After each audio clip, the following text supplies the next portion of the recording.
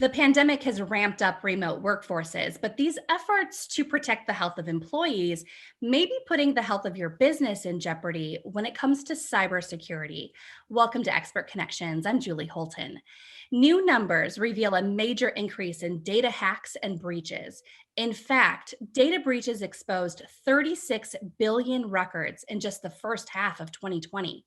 45% of breaches featured hacking, 17% involved malware, and 22% involved phishing.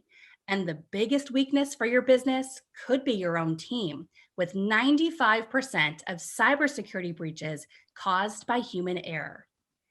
When it comes to cybersecurity, the unknown is dangerous.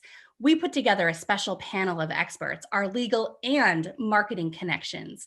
Joining me, Taylor Gast, an attorney at Foster Swift, Tim Haynes of Symposia Labs, and Jesse Flores of SuperWebPros. Thanks to each of you for joining us today. Thanks for having us. All right, so a major misconception is that cybersecurity issues only impact the big guys. So let's talk about small business. Taylor, how do you see cybersecurity issues impacting small businesses? Yeah, thanks, Julie. So I tend to think of kind of one broad issue and all sorts of effects, I guess. So we have an umbrella, we have data breaches and data security incidents. And it's a really broad pool of different events that could be happening. We could have, somebody who has taken over our system and we are basically locked out of it and is requesting a ransom, so ransomware. And we are being asked to pay Bitcoin or some other amount of money in order to get our system back.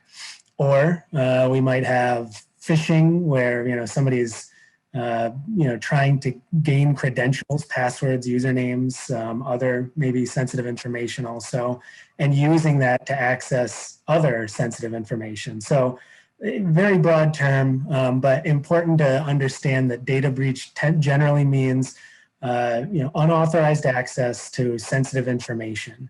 And particularly from a legal perspective, that's especially important. But we also have incidents, which, data security incident could be just about anything. You've been hacked. These days, that's what you hear. You've been hacked, and could mean any number of things. And so we can dig a little bit into that. But high level, you see data breaches and security incidents.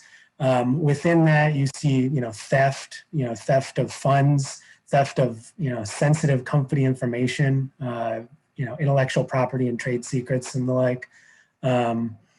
Another issue that we commonly see as an effect here is customer and employee trust, and a really, the hurt and the damage that relates to, if the public finds out or your employees find out that we don't have a secure system or we can't protect the sensitive information of even our employees, for example, that can lead to really, really problematic effects. The last kind of point I would touch on, just really high level here, is just the general legal risks that we also see.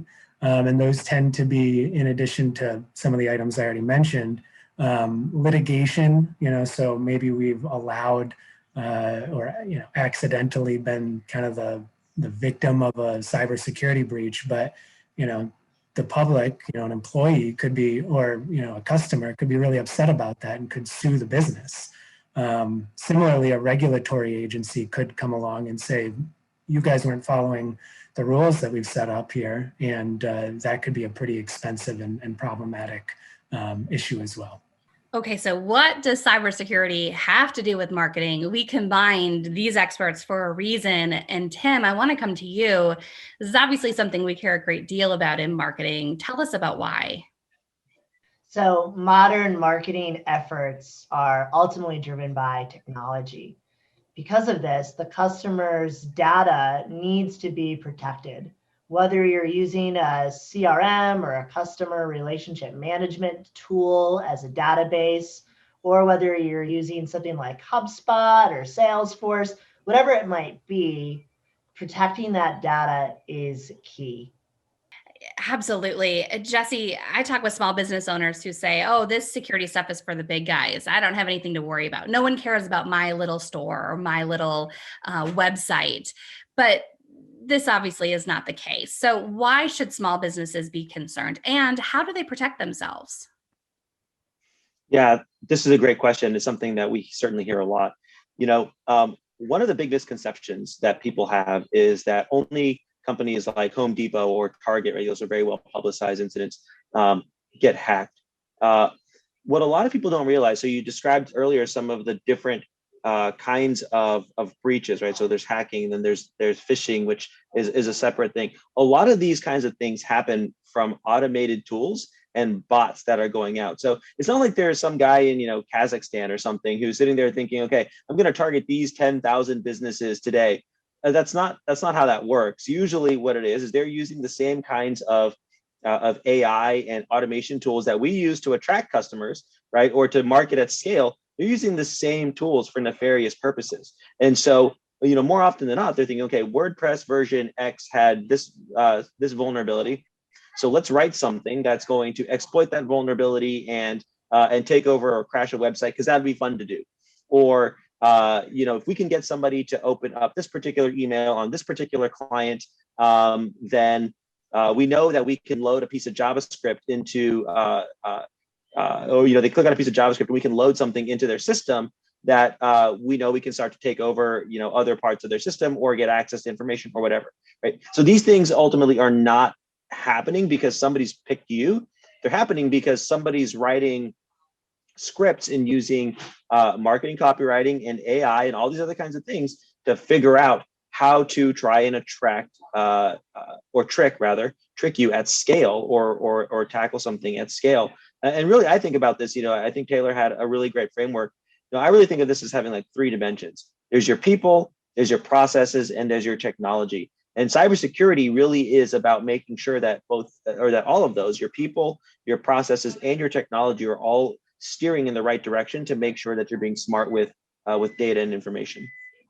And certainly, when you install technology and then don't maintain it, or have someone there that knows what they're doing to keep it updated and maintained, we start to get those insecure places where, like you said, you become vulnerable. So, Taylor, what can businesses do to really prepare for, hopefully prevent, and if necessary, mitigate any cybersecurity issues? Yeah, so I think kind of following along here, there's no way to entirely prevent any of this. It's a numbers game. At the end of the day, as we just heard, this is just somebody, setting out a number of traps, and eventually somebody's going to fall into it. So, certainly IT measures are important. Encryption from a legal side of things can actually cause us to avoid having to, worry about some of the problems of a data breach. So I would highlight that one in particular. Employee training can, of course, reduce, the likelihood that some of these things will happen. But from my perspective, the real most valuable piece here is to prepare for it. Prepare for a data breach, prepare for these incidents, have an incident response plan, practice it, make sure you know who you need to call when these things happen. The last thing I just mentioned is maybe, consider cybersecurity insurance as well, because that can be a helpful, asset to have in your back pocket if something happens. Okay, Taylor. And so what happens if a business thinks that they're experiencing a breach? What is the first thing they need to do? So we want to engage our incident response plan if we have one, regardless whether we have one or not. The real initial piece of that is pull your team together. Get a legal expert that can speak on this. Make sure that you have an IT expert who can figure out what's going on, put a stop to it if you haven't already. Get in touch with our insurance provider. Get the team together. Basically, that's going to be able to help you, because doing it yourself is going to be very difficult. Yeah. Last question, Tim. I'm going to come to you. Any common mistakes that you see businesses make that we should know about? Forgetting to use a secure password manager, such as 1Password, and forgetting to use basic security measures like 2-step verification. Those sound like great ways to quickly bring your security up to par. We've covered a lot of ground. Thank you to each of our experts. We want to make sure that you have access to additional resources from them. Head to WLAJ.com/expertconnections and click the link Legal Connections.